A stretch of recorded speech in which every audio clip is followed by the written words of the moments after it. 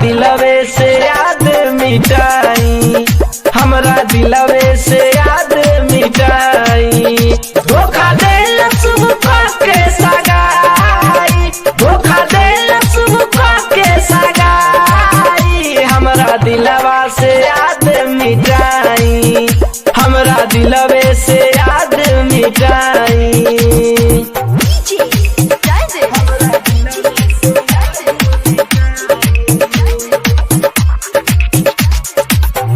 हम ना सोचनी की करी यही, उ तो पियावा के संगे रही। न रास्ते ने साथ दिया, न मंजिल ने इंतजार किया, न रास्ते ने साथ दिया, न मंजिल ने इंतजार किया। मैं क्या लिखूं अपनी जिंदगी पे, मेरे साथ तो उम्मीदों ने भी सदा मजा किया।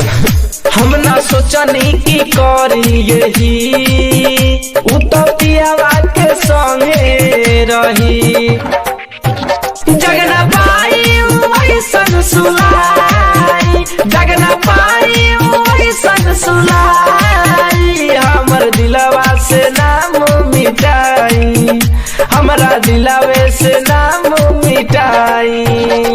ए राम कौनो चक्कर चलाई, हमरा दिलवे से नाम मिटाई।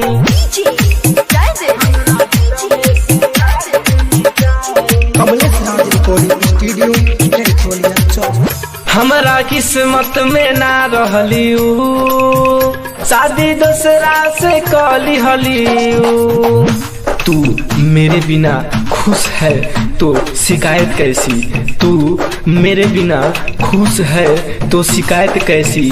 अब मैं तुझे खुश ही ना देखूं तो मोहब्बत कैसी। हमरा किस्मत में ना रहली उ, शादी दूसरा से कली हली। रोज के कैली तबाही, अल्ताफ मसरूम से कैली सगाई। लड्डू लैला ना ओके भुलाई, लड्डू लैला ना ओके भुलाई। ए राम कौनो चक्कर चलाई, हमरा दिलवे से। कमलेश राज रिकॉर्डिंग स्टूडियो कैथोलिया चौक।